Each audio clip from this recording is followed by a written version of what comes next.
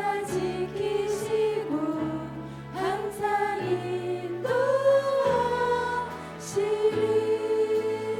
사무엘하 7장 25절 말씀 같이 읽겠습니다. 주의 은혜로 종의 집이 영원히 복을 받게 하소서. 아멘. 우리 옆 사람을 바라보면서 서로의 가정을 축복하면서 임마누엘 하나님께서 우리 가정을 통치하시고 주관하심을 믿으며 우리 옆 사람의 가정을 축복하면서 다시 한번 찬양하겠습니다. 믿음으로 사는 가정은 가난해도 부족하지 않게 하시며 축복해 주세요.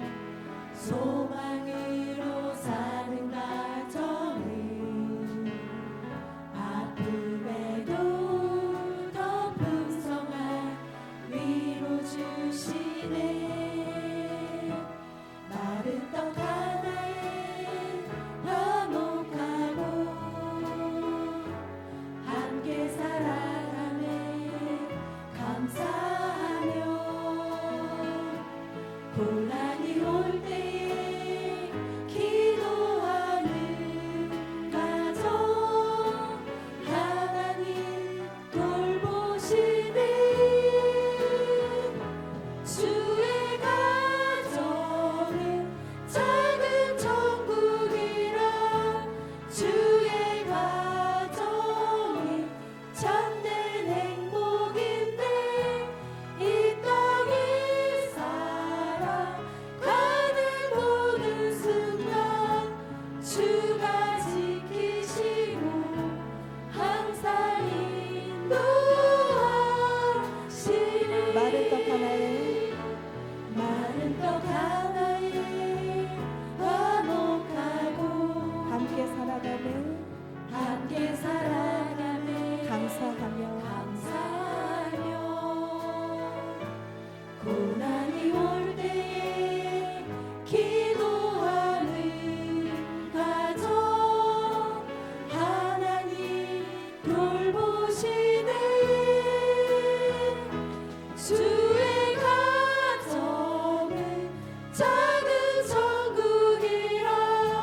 주의 가정에 참된 행복인데 이 땅을 살아가는 모든 순간 주가 지키시고 항상 인도하시리. 주의 가정은 주의 가정은 작은 천국이라.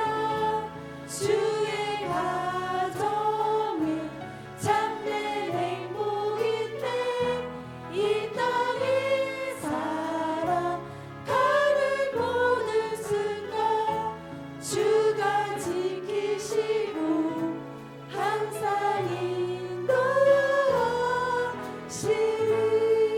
아멘. 이런 가정 되길 소망합니다.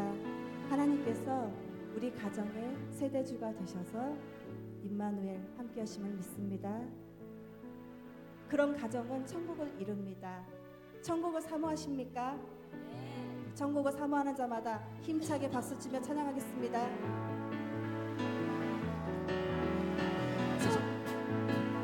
천국은 마치 밭에 감추인 모아 땅속에 묻힌 아무도 모르는 곳. 천국은 마치 밭에 감추인 모아 땅속에 묻힌 아무도 모르는 곳. 미안해. 그 보석 발견한 사람은 그 보석 발견한 사람은 기뻐 뛰며 집에 돌아가. 집 팔고 땅 팔고 냉장고 팔아 기어이 그 밭을 사고 말 거야. 천국은 마치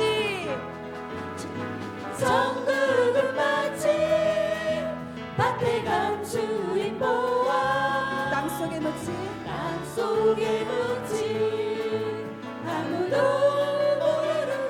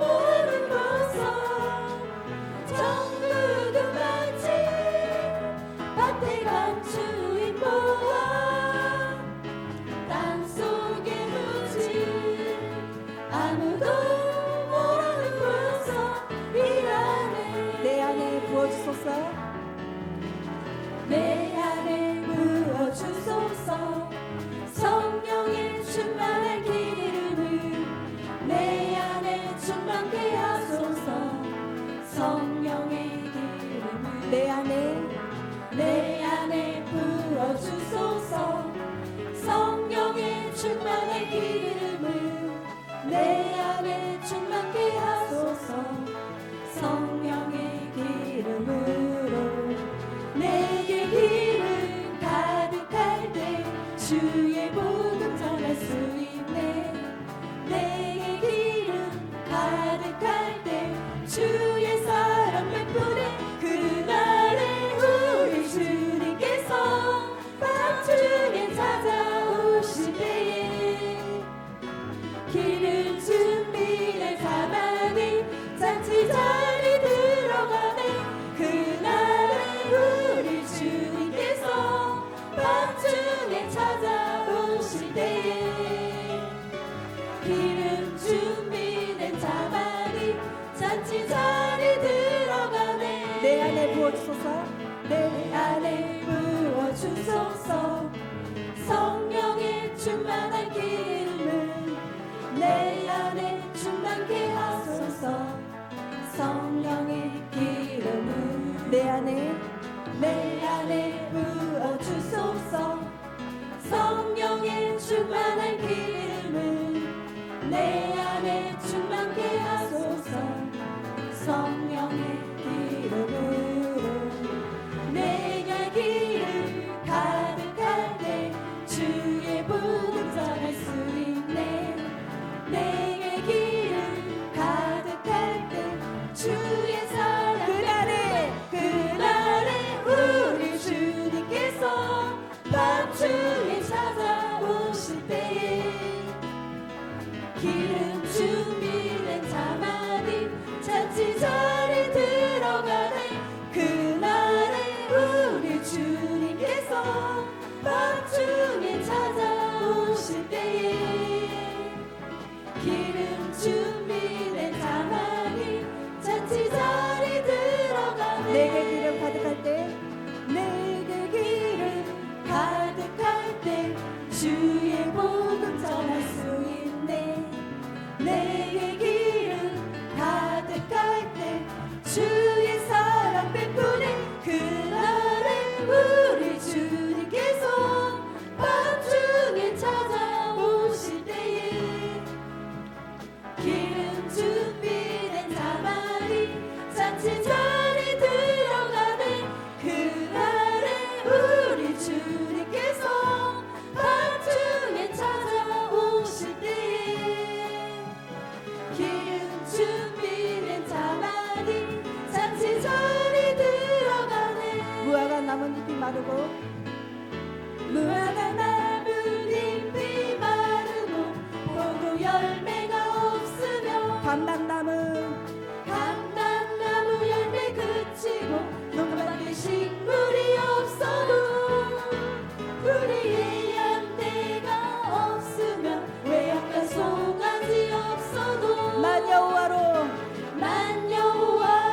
즐거워하리. 난 여호와로 즐거워하리. 난 구원의 하나님을 위해 기뻐하리라.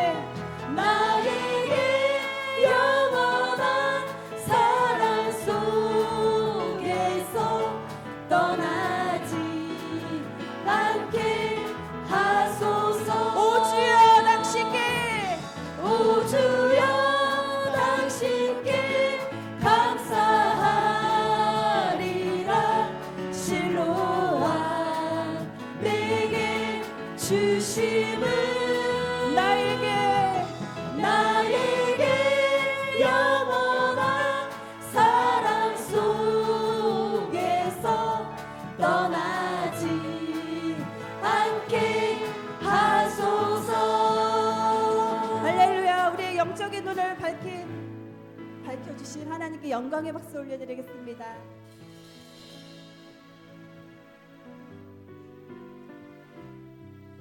나는 주를 섬기는 것에 후회가 없습니다. 그 고백을 담아서 마지막 찬양 나아가겠습니다.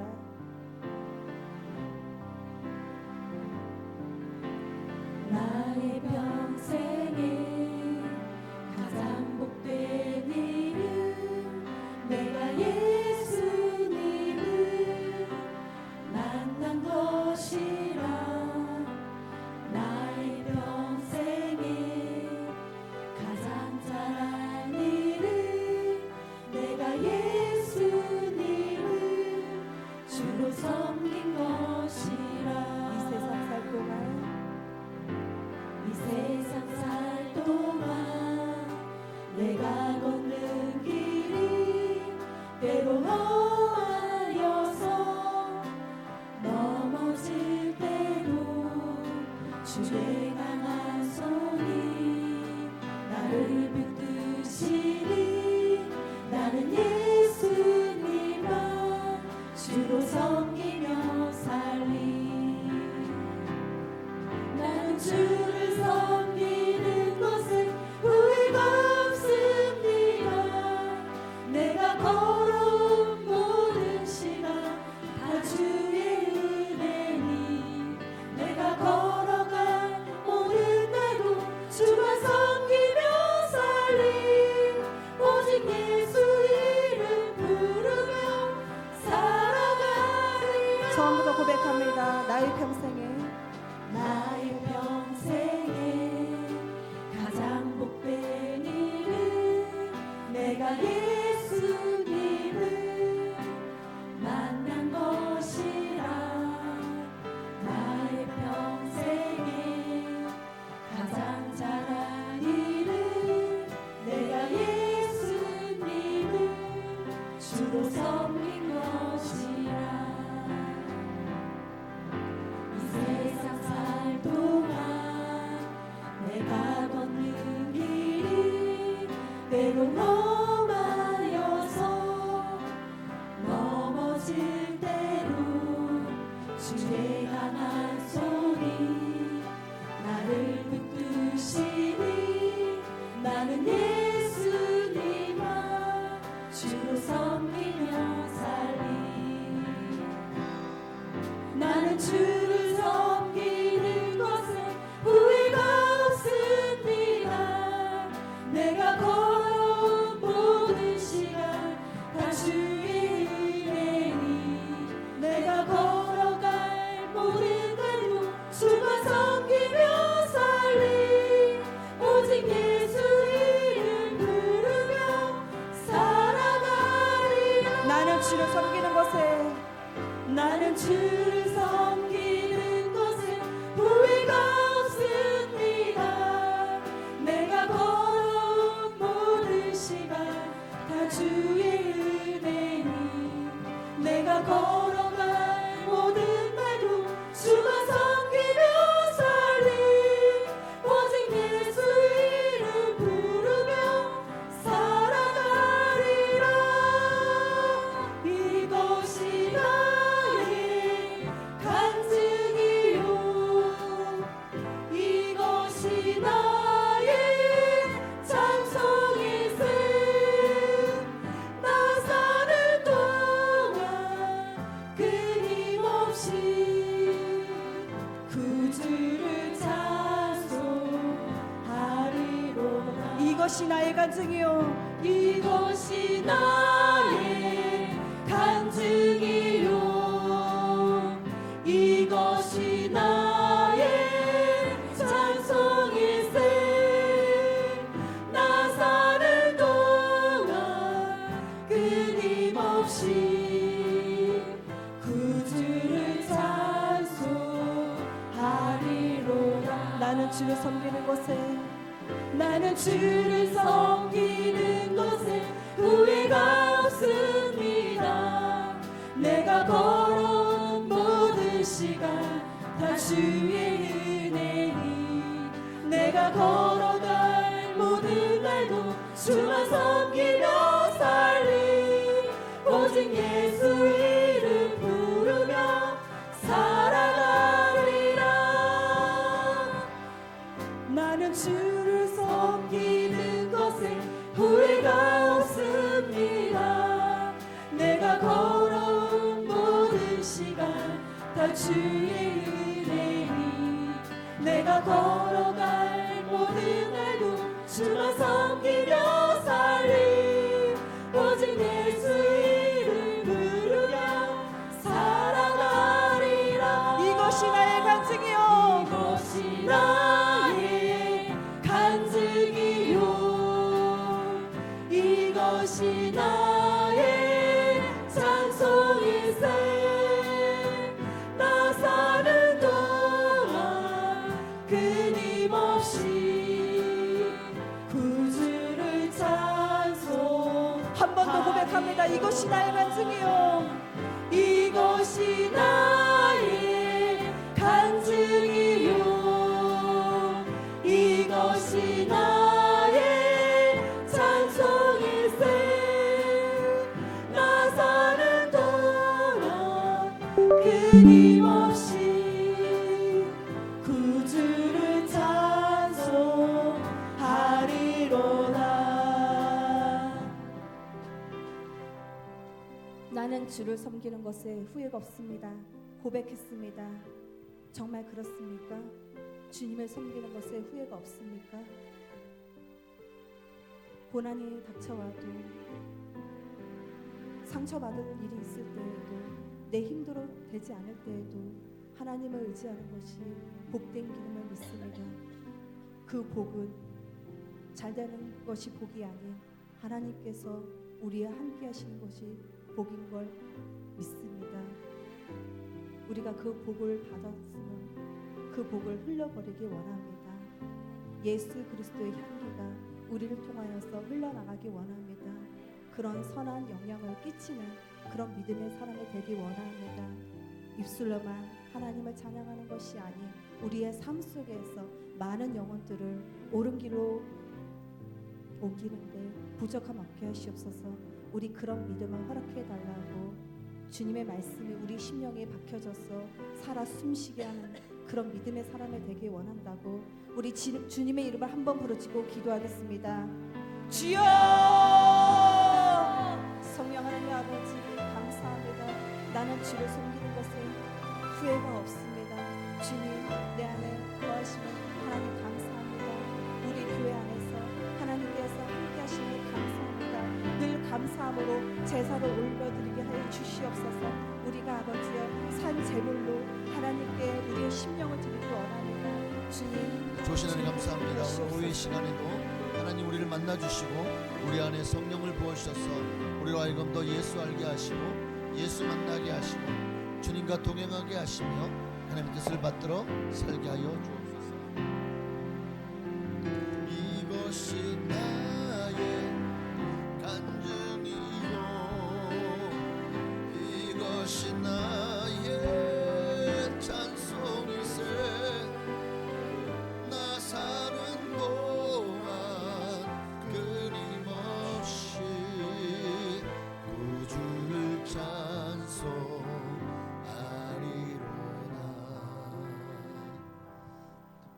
사도신경으로 우리 신앙을 주께 고백드리심으로 또 주일 오후의 시간도 하나님께 드리시겠습니다. 전능하사 천지를 만드신 하나님 아버지를 내가 믿사오며 그 외아들 우리 주 예수 그리스도를 믿사오니 이는 성령으로 잉태하사 동정녀 마리아에게 나시고 본디오 빌라도에게 고난을 받으사 십자가에 못 박혀 죽으시고 장사한 지 사흘 만에 죽은 자 가운데서 되살아나시며 하늘에 오르사 전능하신 하나님 우편에 앉아 계시다가 저리로서 산자와 죽은 자를 심판하러 오시리라.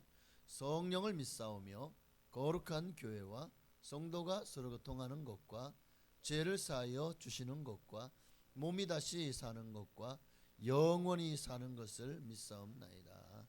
아멘. 한 장만 더 찬양하고 말씀 나누시겠습니다. 나의 백성이 다 겸비하여 우리 함께 찬양하시고 정말 주님 앞에 나를 내려놓고 또 겸비한 마음으로 찬양하십시다.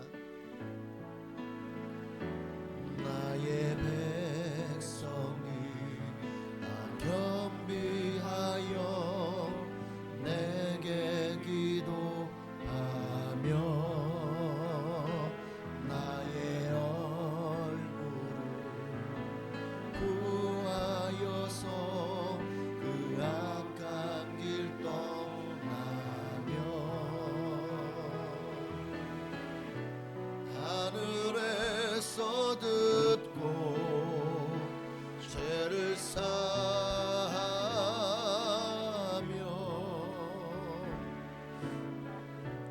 그들의 땅을 고치리라.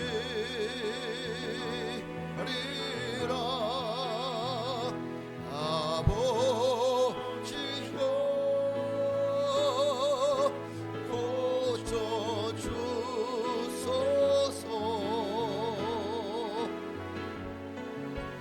이 나라 주의 것되게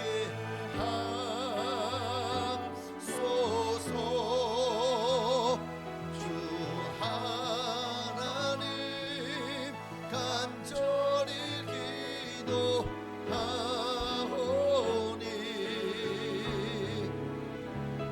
상한 이 땅 새롭게 하소서. 무릎 꿇고서 무릎 꿇고 다 겸비하여 주께 기도하며 그의 얼굴을 구하여서 그 악한 길 떠나리. 주님의 자비로 죄를 사하며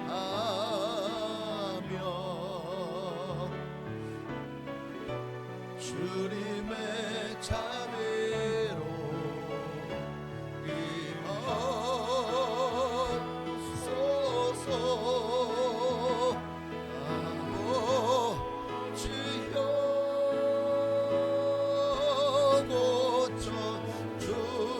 고쳐주소서. 이 나라 주의 것되게 하소서.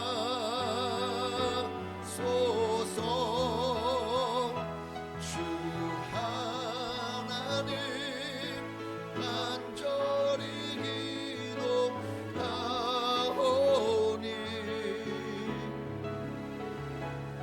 상한 이 땅 새롭게 하소서. 아멘. 하나님 말씀 보시겠습니다. 마태복음 21장 오늘은 28절부터 32절까지 말씀 보시겠습니다. 마태복음 21장 28절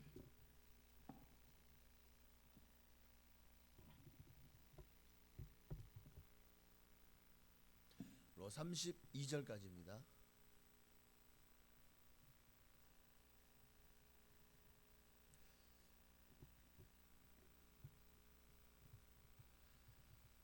네, 다 자신인 줄 믿고 우리 합독할까요? 우리 함께 읽습니다. 그러니 너희 생각에는 어떠하냐?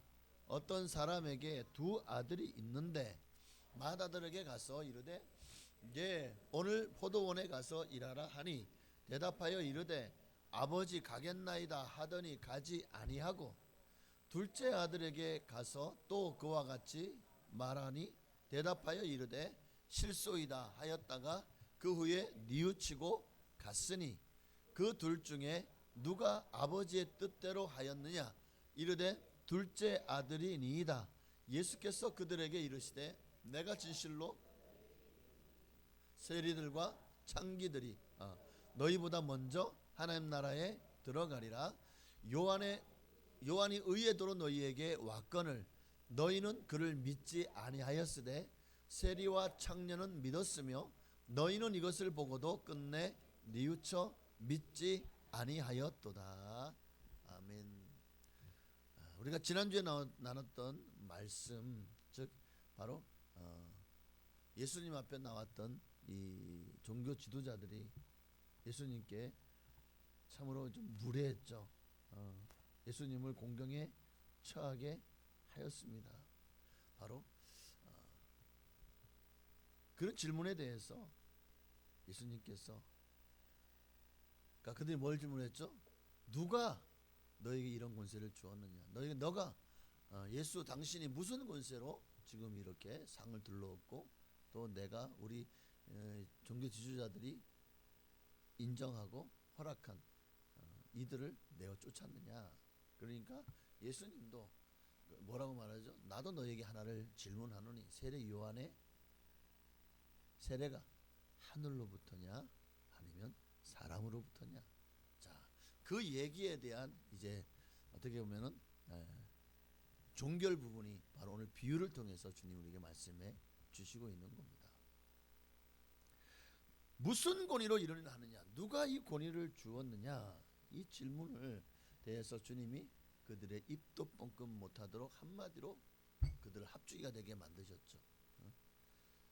그러면 요한의 세례는 하늘로부터냐 사람으로부터냐? 그러니까 이들이 의논을 해보죠. 하늘로부터다 그러면 하늘로부터다 그러면 그럼 왜 널 믿지 않았어? 사람으로부터다 그러면 아니 모든 이 민중들이 백성들이 다 세례 요한을 하나님 보내신 선지자로 알고 있으니까 이래도 저래도 답이 안 나와요. 그래서 모르겠다. 나도 너희에게 무슨 권위로 이런 말을 하는지 너희에게 이르지 아니하리라. 그러면서 이제 오늘 본문에 28절이 나오는 거예요. 그러나로 시작하죠. 그러나 너희 생각에는 어떠하냐? 그러나 너희 생각에는 어떠하냐? 하면서 한 아버지에게 두 아들이 있는데로 시작합니다. 자, 오늘 본문의 제목을 저는 뉘우치고 갔으니 여기에 초점을 맞춰서 오늘 말씀을 한번 풀어가 보려고 합니다. 자, 뉘우쳤다는 것은 사람이 자신이 가지고 있던 생각과 행동을 다 바꿨다는 거죠. 내가 했던 것이 잘못됐다는 것을 알고 돌이켰다는 거죠. 근데 사람이 행실을 이렇게 바꾼다는 게 이게 생각보다 쉽지 않아요. 어려워요. 한 번 들인 습관을 바꾼다는 거 이거 정말 힘듭니다. 그래서 참 그것을 바꾸어 나간다는 것이 이게 기적이라는 말까지도 나오죠. 아주 훌륭한 교육학자였던 호레이스 만이라고 하는 사람이 이런 유명한 말을 남겼어요. 습관은 밧줄과 같은 것이다. 우리는 습관이라는 밧줄을 매일 짜고 있다. 그런데 이처럼 짜여진 습관은 절대로 파손되지 않는다라고 했습니다. 그러니까 한번 짜여진 습관은 웬만해 가지고는요. 여기는 아예 절대로라고 못을 막아버렸는데 파손되지 않는 사람이 한번 인격이 형성되잖아요. 근데 그게 정말 변화되는 거요. 정말 뭔가 쇼킹하거나 뭔가 특별한 어떤 사건이 일어나지 않는 한은 사람의 습관, 사람의 생각은 잘 바뀌지 않더라고요. 네? 물론 응급처치하는 식으로 뭐 좀 잠깐 바꿔질 수는 있겠지만 사람의 본성은 뭐 어디 가지 않는다는 그런 얘기가 있어요. 그러니까 참 이게 진짜 짧은 시간에 형성되는 게 아니기 때문에 지금 살아오면서 여러분 40년, 50년, 60년 살아온 세월 동안에 이미 여러분에게 생겨진 습관들, 식사하는 습관부터 시작해서 잠을 자는 습관, 또 사람을 대하는 습관, 또 일을 하는 습관, 이것들은요 하루아침에 쉽게 바뀌지가 않는다는 거예요. 또 정말 바뀌어야 되는 잘못된 것을 알아도 그것을 쉽게 고쳐지 못하더라는 것입니다. 근데 우리 이 교회 다니는 성도들의 모습도 마찬가지인 것 같아요. 성도들도요 한 번 신앙의 습관을 잘못 들이잖아요. 안 바뀌어요. 안 변해요. 교인들의 어떤 이 잘못된 습관을 들인 그 습관의 유형들을 재미있게 유머스럽게 표현을 한 글이 있어서 소개를 합니다. 그러니까 교인들 중에는 잘못된 습관을 들인 교인들이 이렇게 종류가 이제 8종류를 소개하려고 하는데 첫 번째는 평생 인력거 교인이에요. 이게 습관이 평생 인력거 교인. 이들은 언제나 식구들이 가자 교회 가자 마지못해 끌려오는 교인이에요. 인력거. 제발 좀 교회 가자 해가지고 겨우 끌려오는 교인들. 이거 한번 이렇게 되잖아요. 그러면 맨날 끌려만 오지 쉽게 내 발로 쉽게 그냥 먼저 교회 가자고 하기가 쉽지가 않는. 이건 주님이 바꾸셔야 돼요. 두 번째는 평생 꽈배기 교인이 있어요. 평생 꽈. 뭘 꽈? 교회 나와서 아우 오늘 대표 기도가 왜 이렇게 길어? 아유 오늘 설교가 왜 이렇게 길어? 어? 아유 설교가 왜 이렇게 지루해? 아유 졸려 죽겠는데 피곤한데. 그러니까 몸을 비비고 오면서 안절 못 부절 못하는 교인. 예? 이것도 습관이죠. 예. 세 번째는 평생 나팔꽃 교인. 이 나팔꽃은 이게 이 아침에 피죠. 맞나요? 예. 나팔꽃은 기분이 좋을 때만 예배에 반짝 나오는 교인. 나팔꽃처럼 딱 그때만 살짝 기분 좋을 때만 펴. 기분 좋을 때만. 나팔꽃처럼. 평생 전투형 교인. 이들 어떤 사람들이냐면, 그러니까 평소에는 교인들로 잘 몰라. 이 성도가 우리 교회 성도였었어? 하고 두각을 전혀 나타내지 않아요. 정말 지죽은 듯이 이 사람이 우리 교회 성도가 맞는지 아닌지도 모르게 다니다가 어느 순간 교회에 분란이 생기거나 시험이 찾아오면 갑자기 나타나서는 앞장서서 막 휘젓고 다니는 사람이에요.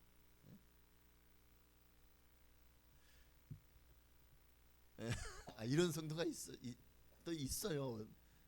어느 교회든지. 자, 다섯 번째는 평생 유람선 교인. 유람선. 이 교회 저 교회 등록 아니고 그냥 떠다니는 교회. 유람선만 타고 이거 타봤다가 저것도 타봤다가 평생 그러니까 교회를 그러니까 관람하고 관광하는 목적으로 다니는 그런 교인들을 말하겠죠. 그러니까 내가 그 교회에서 헌신하거나 봉사하거나 하는 마음이 없이 그저 유람선처럼 그렇게 떠돌아다니는 교인들을 말하고. 자, 여섯 번째는 뭐죠? 평생 묵상교인. 교회에서 예배 설교만 시작되면 줘라. 늘 묵상해. 얼마나 묵상을 진지하게 하는지 옆에서 누가 깨워도 몰라. 정신없이 묵상만 하다가 설교 딱 끝나면 또 묵상이 끝나. 네. 평생 묵상교인. 또 평생 저기압교인. 늘 기분이 나빠. 뭐가 불만인지 맨날 입만 열었던 법망불평이야. 인상만 쓰고 앉아있어. 평생 저기압교인. 여덟 번째는 평생 나홀로 교인. 교회 가족 중에서 나 혼자만 나와. 가족들에게 전도할 생각도 없이 또 교회 안에서도 항상 나 홀로 다른 사람들하고 잘 어울리지도 않아. 그저 나 홀로 교인. 이런 유형이 이런 습관이 이 좋은 습관은 아니죠. 여기 좋은 습관 하면 8가지 중에 한번 여러분 있어요? 이건 정말 좋은 습관인데요. 평생 저기야? 이런 게 라이프 스타일이 되어버리면 이게 잘못된 그러니까 한 번 단추를 잘못 깨면 어떻게 됩니까? 정말 훅 가는 거예요. 훅 가는 거예요. 그래서 첫 단추를 잘 깨어야 보배라는 말이 있잖아요. 그러니까 이렇게 잘못 습관화된 신앙생활의 패턴이요. 이게 정말 바꾸기가 어렵다는 것을 이런 정말 성도들의 신앙이 잘못된 습관의 유형을 통해서도 우리가 볼 수가 있었습니다. 정말 사람이 한번 거기에 물들면 헤어나오지 못해. 이 습관이라는 게 그렇게 무섭습니다. 인도의 썬다싱 선교사님이 이제 그 간증 가운데 이런 내용 1920년대에 인도에서 선교를 했었잖아요. 근데 이제 인도의 캘커타라고 하는데 제가 지도를 찾아보니까 명칭이 콜카타라고 되어 있더라고요. 뭐 캘커타나 콜카타나. 근데 거기서 서남 쪽으로 바로 옆에가 방글라데시. 인도가 이렇게 생겼고 바로 옆에 방글라데시, 이쪽에 방글라데시, 이쪽은 요즘에 지금 그 카슈미르로 분쟁하고 있는 파키스탄이 이쪽에 왼쪽에 붙었어요. 그러니까 파키스탄 중동 쪽으로 붙었고 방글라데시는 동남아 쪽으로 붙었어요. 자, 근데 이 방글라데시 가까운 캘커타에서 서남쪽으로 약 100km 떨어진 한 작은 마을에 인도의 선다싱 선교사님이 전도를 하러 갔어요. 열심히 전도하고 돌아오는 길에 한 동굴에서 2마리 이상한 조그만 늑대를 발견을 해요. 그런데 자세히 보니까 늑대가 아니야. 하고 이빨을 들이면서 하고 막 그냥 개처럼 짖는데 보니까 사람이야. 어린 여자애들이었다는 거예요. 어쩌다 이게 벌어져서 아니 늑대가 그 두 아이들을요 자기 자식처럼 키운 거예요. 그러니까 늑대 속에서 성장을 한 거예요. 어릴 때부터. 그러다 보니까 늑대처럼 정말 행동하고 또 늑대처럼 그렇게 살더라는 겁니다. 그러니까 이 선다시 목사님 부부가 너무 안 됐어. 그래서 그냥 좀 막 이제 억지로 어떻게든 붙잡았겠죠. 그래서 데리고 와서 이름을 한 아이는 아마라, 한 아이는 카마라, 아마라라고 이름을 붙여줬어요. 그리고는 한 고아원에서 다른 아이들과 같이 키우면서 어떻게든 이들이 다시 인간성을 회복할 수 있도록 인간 사회에 적응시키려고 무진 애를 썼어요. 정말 애정을 가지고 자식처럼 그렇게 돌봤다는 거예요. 자, 이 애들이 변화되었을까요? 그렇게 무진 애를 썼는데, 그런데 이 아이들이요 그렇게 뭐 왔어도 여전히 야생아처럼, 그러니까 늑대처럼 항상 네 발로 뛰어다녀. 두 발로 일어서는 거는 어쩌다 일어나는 우발적인 현상이고, 항상 네 발로 기어다니고 네 발로 뛰어다니고 네 발로 걸어다니고, 음식을 주잖아요. 그냥 입으로 먹어요. 음식을 주면 손을 쓰라고 아무리 해도 가르쳐도 결국에는 그릇에 갖다 주고 막 포크 갖다 줘도 결국 입으로 먹어요. 입으로 이렇게. 비바람이 불면 밖으로 나가 울부짖어요. 아우 하고. 자, 돌아왔을까요? 끝내는 인간으로 되돌아오지 않았대요. 그러다가 이 두 아이들이 질병으로 결국 세상을 떠나고 말았다. 자, 이게 무슨, 제가 이 얘기를 하는 이유가 뭘까요? 무슨 의미를 여러분에게 지금 찾기 원해서, 그렇죠.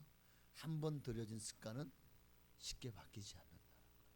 그러니까 우리가 어렸을 때부터 무엇을 바라보고 누구를 바라보고 자랐느냐, 누가 나를 양육하고 길렀느냐, 어떤 환경에서 자라났느냐 하는 것이 그의 인격의 형성과 그의 인생에 그렇게 지대한 영향을 끼친다는 거예요. 맹무삼천지교라는 말도 왜 나왔습니까? 공동묘지 옆에 집에서 살았더니 맨날 거기 공동묘지에 막 그 상여를 메고 올라가는 사람이니까 맹자가 맨날 자기도 어허야 디야 이제 가면 언제 오나 이러고 맨날 그냥 상여 메고 가는 장례식 연습 그 흉내만 내는 거예요. 뭐 그 얘기 들어보셨죠? 그러니까 사람이 어디에, 그 나중에 이제 세 번째는 어디로 갔죠? 학당 옆으로 이사 갔잖아요. 그러니까 맹자는 나중이고 공자왈 순자왈 하니까 얘가 이제 그때부터 공부를 하기 시작하더라는 거예요. 그래서 훌륭한 맹자 선생이 됐대요. 어쨌든 중요한 거는 어렸을 때부터 사람이 사람 속에서 사람과 함께 지내면 사람같이 살지만 짐승 속에서 자라면 짐승같이 된다는 거예요. 이게 정말 무서운 교훈이죠. 사람이 변한다는 게 이렇게 어려워요. 이미 북한에 있는 주민들은 거의 뭐 75년, 80년, 45년부터니까 80년 세월을 공산주의에 물들었습니다. 참 우리나라에 수많은 3만이 넘는 탈북자들이 들어와 살지만 그들이 가장 어려운 게 이미 박혀있던 그 사상들, 그런 습관들이요, 우리나라에서 굉장히 그 적응이 안 돼가지고, 특히 그들은 그냥 위에서 상부에서 자 너는 오늘부터 농부야, 너는 오늘부터 똥지게 지는 사람이야, 너는 오늘부터 여기 와가지고 이제부터 표를 팔아. 위에서 정해주는 대로 직업이 정해져요. 내가 뭘 잘하느냐, 뭘 좋아하느냐 그럴 필요 없어요. 그리고 배급제잖아요. 지금 배급도 안 돼가지고 장마당도 막 못하게 해서 참 힘들어하지만, 그러니까 이미 그렇게 위에서 다 시키는 대로만 하던 이 사람들이, 한국가 제일 힘든 게 뭐냐면, 한국은 어떻습니까? 적자생존이 정말 치열한 승부의 세계죠. 살아남기 위해서 아주 어릴 때부터 심한 경쟁 사회 속에 살아갑니다. 북한은 경쟁이라는 게 없어요. 그래서 남한에 와 보니까 너무 경쟁이 심하고 먹고 사는 게, 그러니까 그래서 북한 체제가 더 좋다고 북한으로 돌아간 사람도 있다는 거예요. 적응을 못해요. 적응을. 한번 습관을 들이면 그렇게 그 습관을 바꾸는 게 이렇게 힘들다는 얘기입니다. 자, 그러면 우리는 하나님의 자녀가 되었죠. 그러면 하나님의 자녀의 신분에 합당하게 살아야 되잖아요. 여러분이 몇십 년 동안 세상에서 예수 안 믿고 살 때의 그 습관들이요. 어떤 사람들은 평생을 담배를 폈는데 예수 믿으니까 담배를 끊으래. 끊어집니까? 그 습관이. 이게요, 정말 하나님이 어떤 특별한 계시나 특별한 역사가 있기 전에는 안 끊어져. 술이요? 안 끊어져. 또 세상에서 놀던 습관이요? 안 끊어져. 교회 다니면서 여전히 그 놀던 습관이 남아있어. 참 신기하죠. 자, 그러니 그런 습관들이 도리어 신앙과 믿음에, 우리의 믿음의 발목을 붙잡고 장애가 된다면 그걸 버려야 되잖아요. 근데 그게 안 버려져요. 안 버려져요. 우리 믿는 사람의 행동 하나하나, 말 하나하나에 정말 이게 하나님께 영광이 되기도 하지만 하나님께 욕이 돌아가기도 하잖아요. 그런데 우리가 예수 믿기 전에, 아니 예수 믿은 이후에도 여전히 우리가 잘못된 신앙 습관을 가지고 있다면, 그것 때문에 하나님의 영광을 가리운다면 이거 정말로 좀 안타깝고 부끄러운 일이 아니겠습니까? 그러니까 우리가 이 사실을 잊지 말고 바꿔나가야 돼요. 내 힘으로 안 돼요. 성령님이 나와 함께 하셔야 됩니다. 그러니까 내 힘으로 하려고 하지 말고, 내 사람이요 안 바뀌잖아요. 내 힘으로는 더 안 돼요.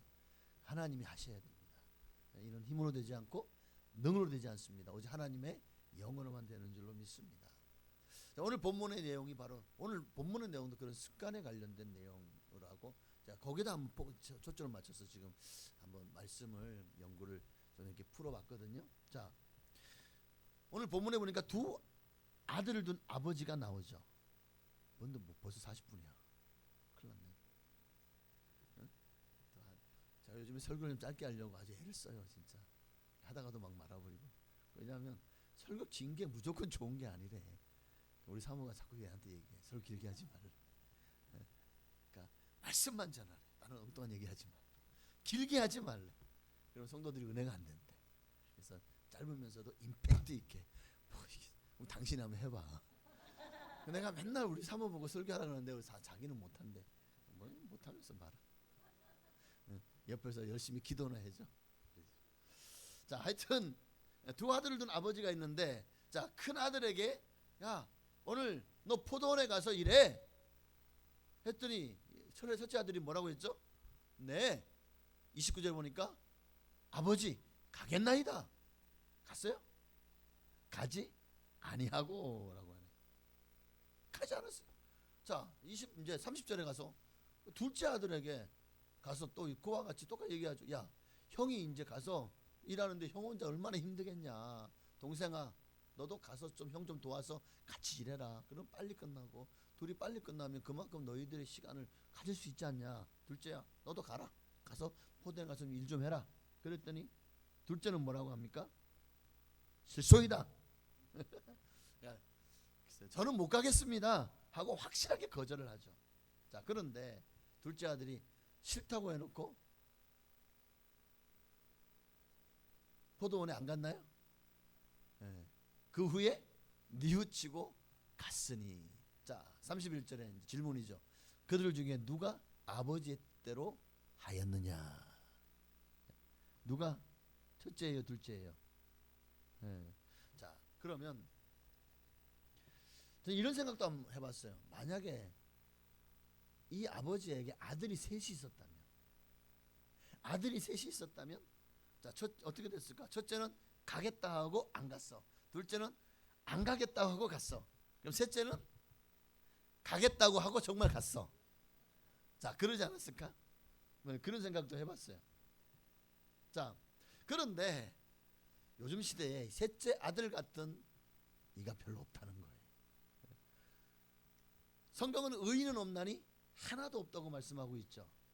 자, 아버지의 마음에 그렇게 쏙 드는 아들 찾기가, 여러분의 아들은 어떻습니까? 여러분의 자녀는 어때요? 참 착한 아들은 가겠습니다 하는 거 정말 가서 열심히 일해요. 부럽습니다. 축하합니다. 결국 수많은 이들이 교회를 다니지만, 예수를 믿지만, 저는 그들 중 대부분이 이 첫째와 둘째 부류에 속하지, 셋째 부류에 속하는 사람은 이건 정말 순교자의 정신을 가진 사람이에요.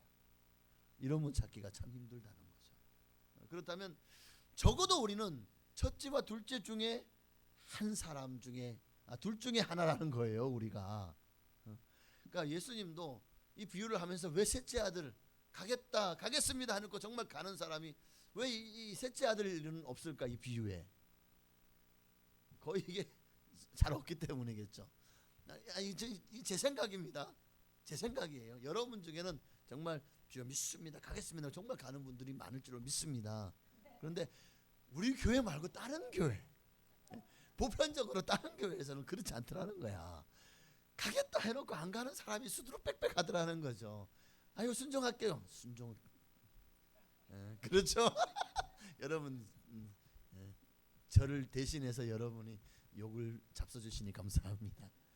하여튼, 그러니까 이 둘 중에, 그러면 적어도 우리는 둘 중에 하나는 돼야 돼. 첫째와 되든지 둘째 같이 되든지. 첫째예요, 둘째예요. 여러분 어느 거 하실래요? 참 욕심은 많으셔. 훌륭하시네. 둘째 아들처럼 이제라도 돌이켜 뉘우치고 아버지의 뜻대로 행하는 자가 되어야 되지 않을까요? 그러니까 오늘 본문은 뭐예요? 첫째 같이 되어서는 안 된다는 거잖아요. 첫째 아들은 보면은 다분히, 그러니까 저는 그런 생각을 해봤어요. 오늘 첫째 아들은 도대체 왜 이랬을까 하는 생각을 해봤어요. 자, 만약 여러분이 기자입니다. 여러분이 기자예요. 첫째 아들을 이제 취재하기 왔어요. 자, 이런 사건이 있었네요. 자, 첫째 아드님, 질문합니다. 왜? 당신은 왜 아버지한테 포도원에 가서 일한다고 간다고 해놓고 왜 안 갔습니까? 라고 질문을 하면 첫째 아들이 뭐라고 대답할 것 같아요? 그러면 놓쳤네 진짜. 내가 그 마음을 섭섭하게 해드릴 수가 없어서 간다고는 말씀을 드린 거지 정말 갈 마음 없었거든요. 아마 이러지 않았을까요? 놓친 내 마음에 섭섭하지 않게 하려고. 그러니까 내가 안 간다 그러면 또 얼마나 더 잔소리 해야 될까?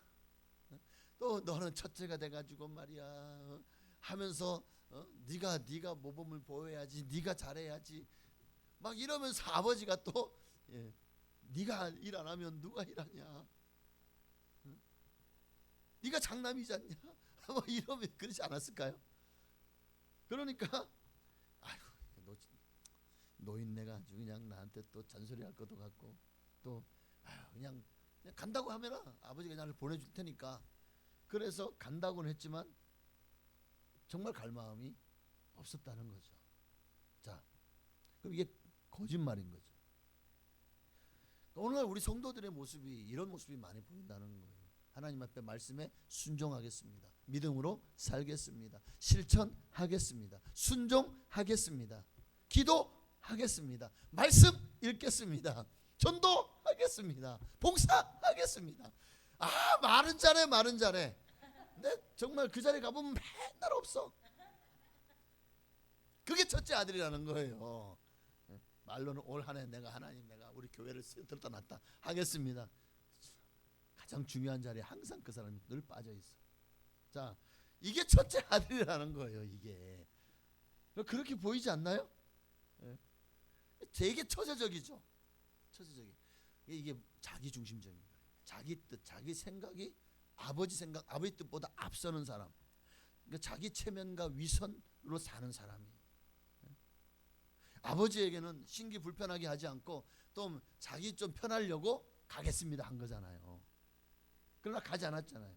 그러니까 순종하는 것 같지만 순종하지 않는 사람이, 겉으로는 순종하는 좋은 맏아들처럼 보이지만 실상은 아버지의 명령을 별로 중요하게 여기지 않았던 거예요. 우리가 하나님을 잘 믿는 것처럼 보이지만 실상은 하나님 말씀을 별로 중요하게 여기지 않아.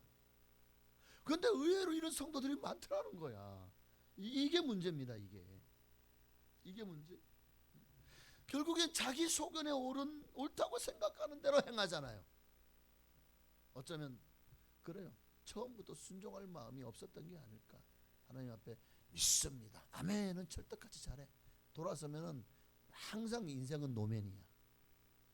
그렇게 살면 안 되는 거죠. 자, 오늘 우리도 지식으로서는 또는 말로서는 늘 순종한다고 해요. 형식적으로는 다 잘해요.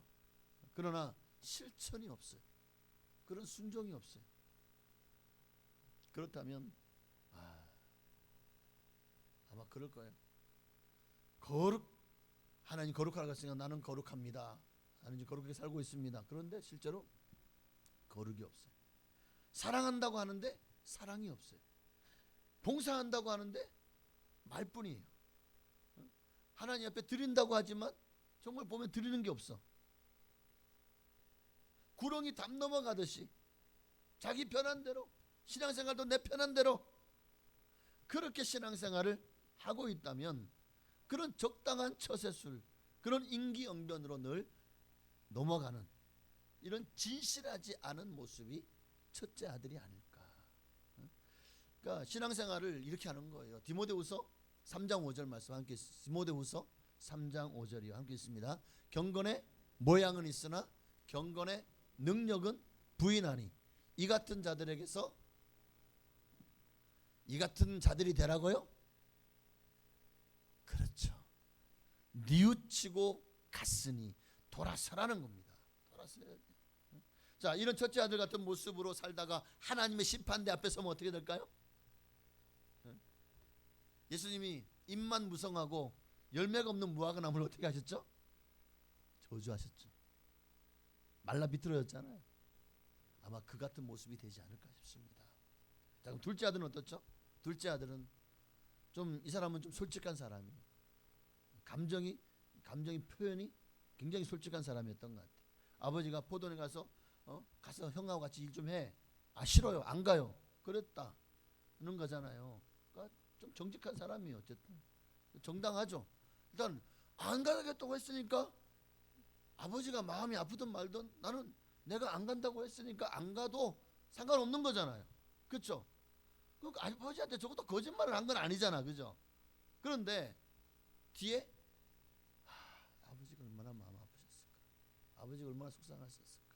내가 이렇게 거절했는데 아빠가 그런데 그래 알았다 할 때 그 모습이요. 너무 마음이 아파서 뉘우치고 내가 효도는 해야 되겠다 하는 마음을 가지고 뉘우치고 갔어요. 가서 보니까 형이 있어요, 없어요? 없어요. 혼자서 열심히 하루 종일 열심히 일했겠죠. 자, 오늘 말씀에서 중요한 게 뉘우쳤다는 거예요. 뉘우쳤다. 안 가겠다. 자, 안 가겠다. 이게 지금 둘째에게는 그러니까 옳은 것이고 정당하다 생각했지만, 그러나 그것은 내 생각이죠. 내 계획이 있었기 때문에 실소이다 안 갔겠습니다 하고 말했을지 몰라요. 아니면 나 오늘은 좀 몸도 안 좋고 찌뿌둥하고 나 오늘 일하기 싫어요 하고 안 갔을지, 무슨 이유인지는 몰라요. 그러나 중요한 것은 이 둘째 아들이 아버지의 뜻, 아버지의 마음을 생각하지 않았다는 거예요. 하나님이 원하시는 것이 뭐든지 생각하지 않고 내가 원하는 대로 그냥 행했다는 거죠. 그러나 이제 뉘우치고, 이 말이 뭡니까? 아버지의 뜻, 아버지의 뜻. 나만 생각했구나. 내가 아버지의 마음을 전혀 헤아려 드리지 못했구나. 내 뜻보다 아버지의 마음도 좀 내가 생각을 했어야 되는데 얼마나 속상하셨을까. 그래서 뉘우치고 가서 일했잖아요. 결국 우리 성도는 결국에는 내가 연약하기 때문에 잘못할 수도 있어요. 잘못 갈 수도 있어요. 죄를 지을 수도 있어요. 중요한 것은 내가 이렇게 살면, 내가 이렇게 행하면, 내가 이것을 선택하면 이거 하나님이 싫어하겠구나. 하나님 마음은 아마 이러는 나를 굉장히 하나님 속상해하지 않을까? 하나님 정말 답답해하지 않을까? 그럼 어떡하지? 그래, 하나님이 좋아하시는 방향으로 내가 틀어야 되겠다 하고 뉘우치는 거예요. 그리고 돌아가는 거예요. 그러니까 우리 인생의 신앙생활이 가장 중요한 거는 뉘우침이 있느냐 없느냐. 사람 누구나 똑같아요. 누구나 죄성이 있고 또 죄 안 지는 사람이 없어요. 그러면 어차피 우리가 셋째 아들처럼 정말 예수님 같이 순백의 사람이 되어지지 못한다면, 그렇다면 적어도 둘째는 돼야 되는 거예요. 뉘우치고 가자. 전에는 내 뜻, 내가 중요했는데, 그러나 첫째 아들은 여전히 내가 중요해요. 내가 중요한데 여전히 내가 중요해요. 둘째 아들은 내가 중요한데 아버지 뜻을 생각하고 돌이켜서 뉘우쳐요. 그리고 가서 아버지 말씀에 순종을 해요. 하나님은 지금 이 둘째 아들을 여러분에게서 찾고 계시는 거예요. 아버지의 마음 헤아리는 자로 변화되는 둘째 아들 같은 여러분 다 되시기를 주의 이름으로 축원합니다. 기도합시다. 우리 찬양 우리 1절만 들으십시다. 나의 백성이 1절만 들으시고 정말 하나님 오늘 둘째 아들 같은 정말 우리도 압니다. 부족해요. 연약해요. 하기 싫어요. 전도도 나가는 거 안 나가고 싶기도 하고, 예배요 때로는 그냥 드리는 것도 힘들어요. 그런데 아버지가 좋아하시니까, 아버지의 마음을 헤아리니까 가야 되겠네요. 해야 되겠네요. 그렇게 주님의 마음을 헤아리고 우리가 주님의 뜻을 따라 순종하는 사람으로 하나님 나를 받아 주옵소서. 내가 그렇게 순종하는 자리로 나아갈 수 있도록 믿음을 달라고 우리 찬양하고 기도하시겠습니다. 나의 백성이 겸비하여 내게 기도하며 나의 얼굴을 구하여서 그 악한 길 떠나며 하늘에서 듣고 죄를 사하며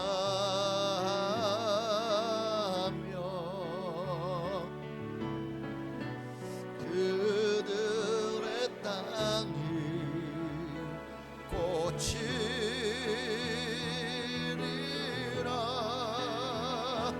아버지여 고쳐 주소서.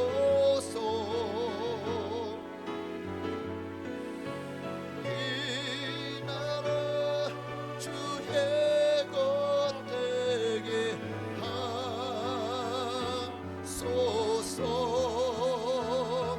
주 하나님 간절히 기도하오니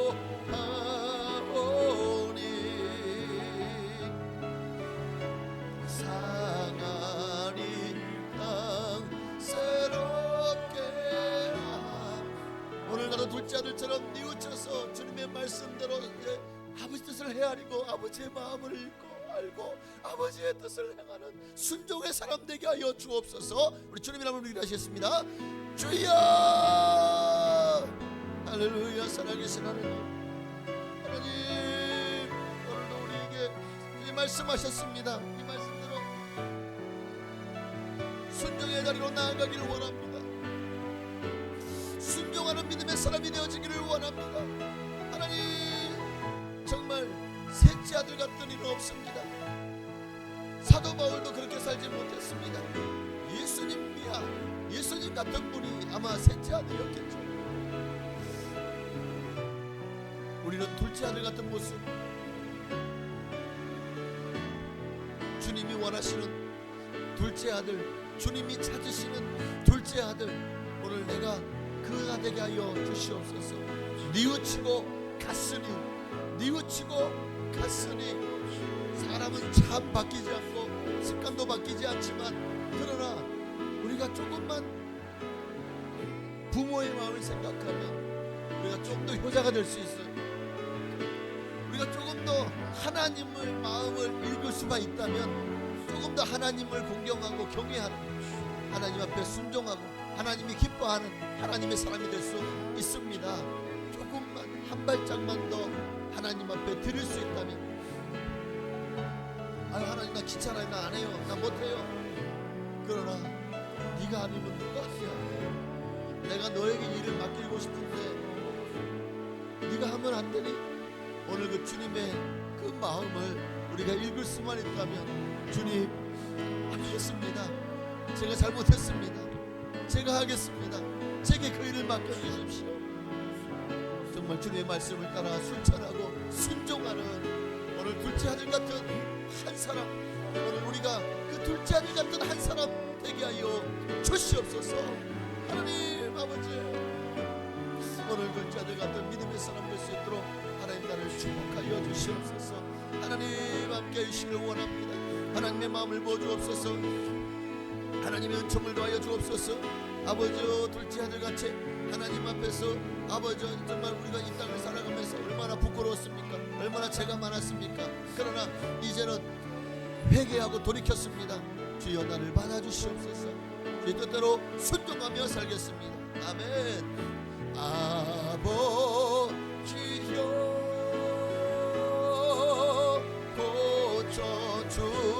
고쳐주소서. 이 나라 주의 것 되게 하소서. 주 하나님 간절히 기도하오니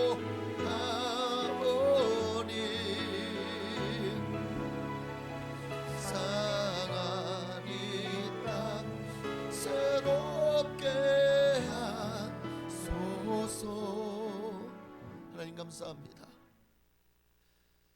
하나님이 찾으시는 둘째 아들 같은 사람, 오늘 우리가 그 둘째 아들 같이 혹시 주님 앞에 참 청개구리 같고 못난 모습 보일지 몰라도 그렇게 하나님 마음을 조금이라도 헤아리고 읽을 줄 아는, 그래서 돌이키고 뉘우쳐서 다시 주님의 뜻에 순종하는 자리로 나아가는, 하나님은 그런 자녀라도 정말 첫째 아들보다는 둘째 아들 같은 일을 너무 찾고 계시고 또 기다리고 계십니다. 가겠습니다 하고 가서 정말 순종한다면 그보다 더 좋은 일은 없겠죠. 그렇게 예수님 닮아가게 하옵소서. 예수님의 이름으로 감사하며 기도하옵나이다. 아멘. 하늘에 계신 우리 아버지여, 이름이 거룩히 여김 받으시오며 나라가 임하시오며 뜻이 하늘에서 이루어진 것 같이 땅에서도 이루어지이다. 오늘날 우리에게 일용할 양식을 주시옵고 우리가 우리에게 죄 지은 자를 사하여 준 것 같이 우리의 죄를 사하여 주시옵고 우리를 시험에 들게 하지 마시옵고 다만 악에서 구하시옵소서. 나라와 권세와 영광이 아버지께 영원히 있사옵나이다. 아멘.